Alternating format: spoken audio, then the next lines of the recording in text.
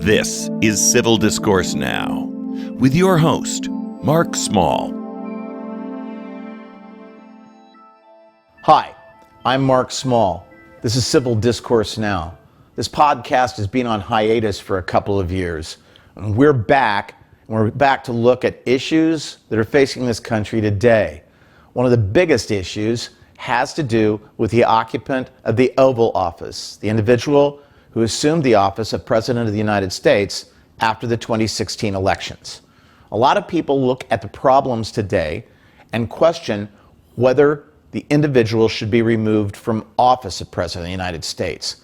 Now, the Constitution provides two means by which an individual can be removed from the office of President. One is by impeachment. That requires a vote of the House of Representatives and then a 2/3 vote of the Senate to convict the individual for committing high crimes or misdemeanors while in office. A second means is under the 25th Amendment. And there are a couple of different procedural ways that can be done under the 25th Amendment. But the main one is the Vice President and a majority of the Cabinet decide that the President is no longer fit for office and they remove him. Then there's kind of an appeal procedure that the President can take to say, well, no, I'm not crazy, to get the office back. But people also wonder, what about when an election is stolen, when fraud is perpetrated, or when, as seems to be increasingly clear every day, not only did Russia, a hostile foreign power, attempt to affect the outcome of the elections in 2016, especially for the office of President of the United States, but might actually have been able to swing that so the individual who had 3 million votes fewer than his opponent took the office. Well, actually, a federal case in 1976 stated that the framers of the Constitution never would have countenanced an election being allowed like that, where fraud occurred to put a person in office. Another federal case, about 10 or 15 years later, in the First Circuit Court of Appeals, reached the same conclusion.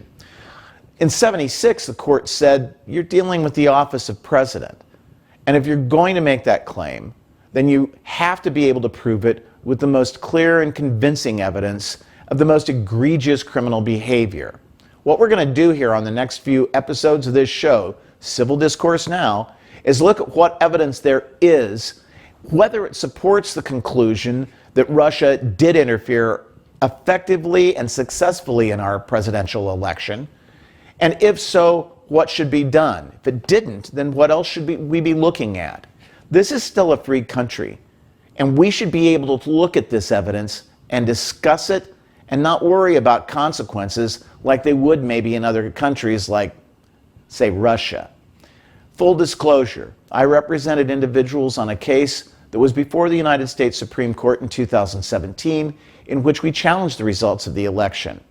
We'll look and see if the facts that we raised in the petition that we filed at that time have been validated since then.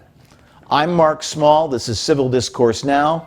On tech today has been the Big Kahuna himself. I look forward to seeing you next time. Thank you.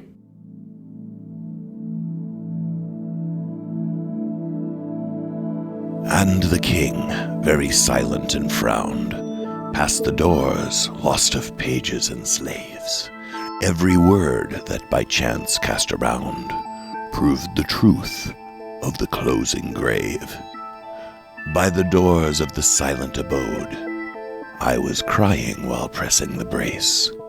At the end of the passage remote, someone echoed me, hiding his face. By the doors of the beautiful lady, I was sobbing, attired in blue, and the stranger of ashen face sadly echoed me all my sufferings through.